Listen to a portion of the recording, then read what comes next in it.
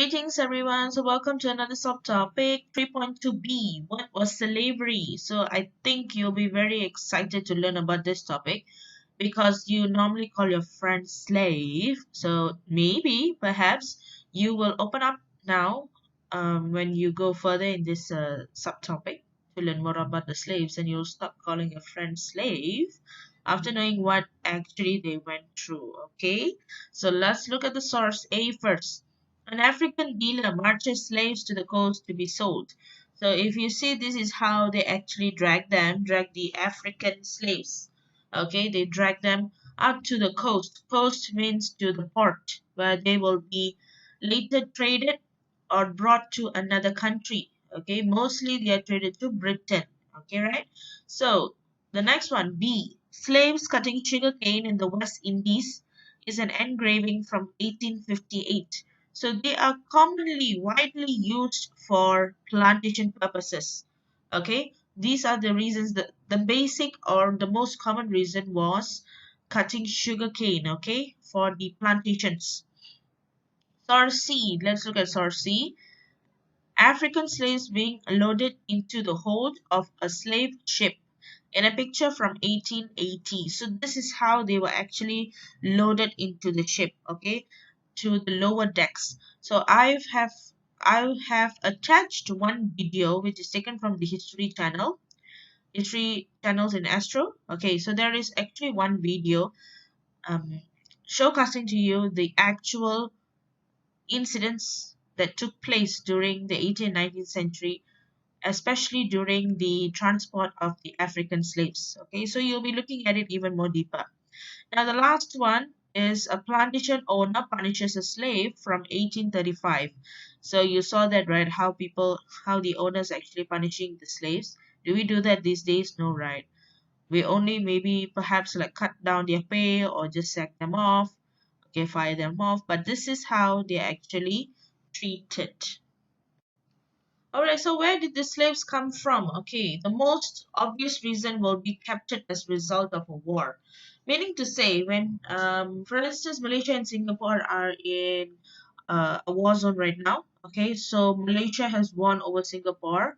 So Malaysia decided to bring in slaves from Singapore. So that's how, when we win over a country, we bring in slaves to work in our country for free. Yeah, guys, so slaves are for free. Yeah, not they are not paid. Okay, so that is one reason, and another reason is for exchange for European goods.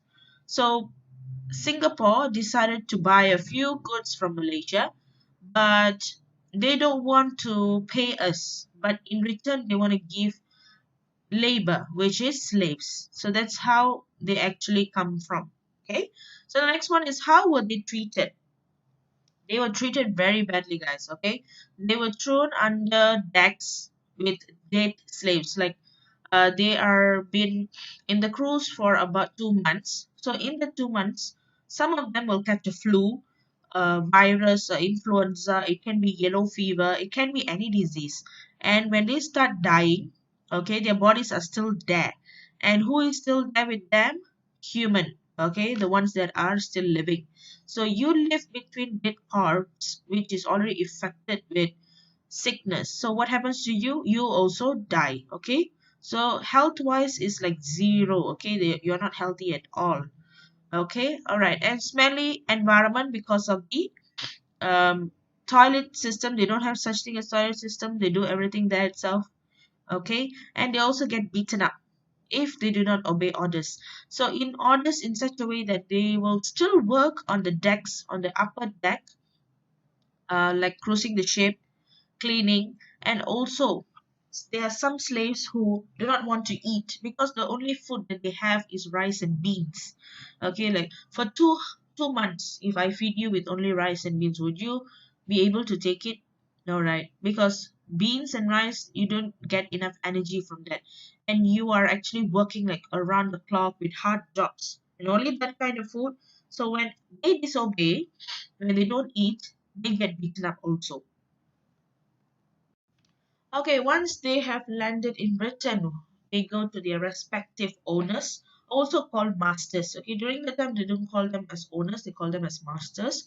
So the first thing they do is they change their names. Okay, what's the reason for that? Until now, we don't know, but they must change their names. The names are given by their masters. Okay, so severe punishment upon disobey. So even there, if you realize in the previous chapters, you also see how kids who were slaves, okay, how kids they send them up into the chimney, and if they are too sleepy and they sleep there, they would use these masters would use sharp needles to poke them, okay, poke them from the bottom and make them like bleed, all right, and they also use them to take in coal mines, okay, hot mines. So these are the kind of jobs here, all right. And any African children, okay, any African children that are born in Britain were also thrown into slavery and belong to their masters as well. So for instance, like you and your girlfriend, okay, you find a girlfriend in Britain who is also an African, and she marries you. You guys stay under one master, and you have a child. So even that child becomes a slave to that master. Alright guys, so like I told you in the beginning, you'll be watching a 4-minute video of a history on the African slaves. So I want you guys to really watch it, try to understand it, so that you will know what is a slave during the 18th and 19th century. From about 1525 to 1866, 12.5 million Africans were taken from their homeland and forcibly shipped across the Atlantic, a journey that almost 2 million of them wouldn't survive. By the turn of the 18th century, European merchants were building vessels capable of transporting hundreds of slaves per journey. These ships had extra portholes for ventilation, weapons mounted on deck in case of rebellion, and additional compartments added below deck to take on more human cargo. Before boarding the ships at African port cities, slaves were stripped of their clothing and remaining possessions and had their heads completely shaved. During boarding, which could take weeks or even months, slaves lived on the deck of the ship in a temporary wooden house constructed by the crew.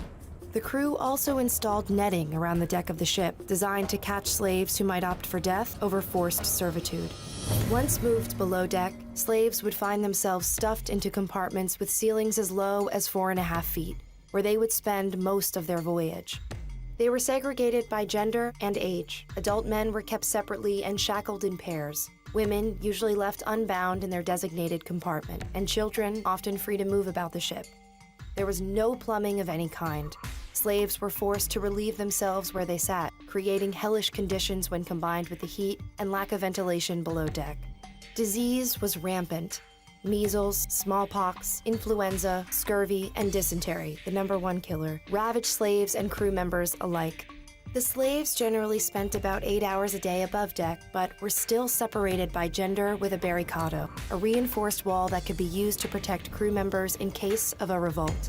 Slaves were also subject to forced exercise, sometimes including dance and song for the entertainment of the crew.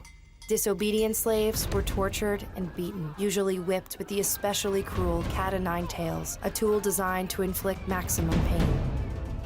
Slaves who refused to eat their typical meal of rice and beans were forced to do so, sometimes with a speculum oris, a medieval tool used to pry open unwilling mouths.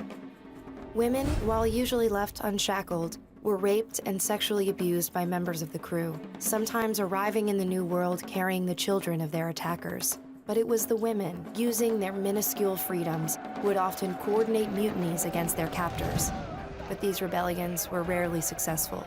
The true extent of the horrors of the Middle Passage came to light in a 1783 court trial over the slave ship Zong. The Zong left Africa in 1781 with 442 enslaved on board. After a 2-month journey riddled with navigation errors, 62 slaves and 7 crew members had perished without reaching their destination. Disease was spreading throughout the ship, and fresh water was running dangerously low. Captain Luke Collingwood was afraid of the financial cost of more deaths.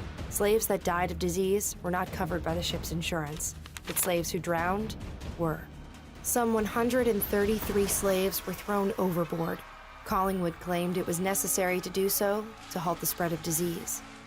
At the trial between the Zong's owners and their insurance company, the owners argued that because it was legal to kill sick animals for the health of a ship, it was legal to treat infected slaves the same. The court agreed, but the trial itself exposed the horrors aboard the Zong. The story was republished by British abolitionists with the name of the ship redacted, meant to show that this tragedy could happen on any slave ship across the Middle Passage.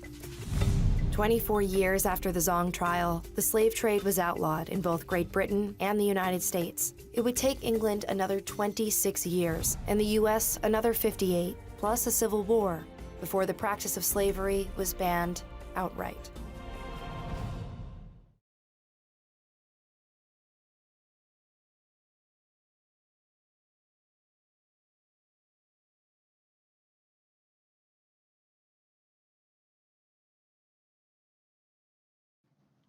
Alright guys, for your assignment part, I want you to draw a mind map. So it depends if you want to go for a spider map, or want to go for a bubble map or a fish map, it's up to you. Right? So draw a mind map for this subtopic. So your subtopic, the headline, make it catchy and make it related to slavery. So for instance, if you want to write the word slavery as your headline, then go ahead, but make sure it's catchy and related to the topic. Okay, and number two, imagine you are an anti-slavery news reporter. You intend to create a controversial poster about the African slavery in Britain. Draw a poster that shows or depicts the stop of slavery in Britain. Like for instance, you have seen so many posters created by friends, families, and people, right, about bribery. Yes, okay, how to stop bribery, abuse, okay, rape, and so on, right? So this one, you're going to create a poster. So in that poster, you're going to draw, you're going to add some words, you're going to add phrases, okay? Make sure it's like a poster. I will try to send you a few examples, okay? Make sure your poster is about anti-slavery. So that means you're opposing the use of slavery in Britain, okay? You're going to oppose it. So normally we would talk, normally we would write, but this one you're going to design a poster. So in the poster, your drawings must show that you are against slavery in Britain. All right, guys? So thank you.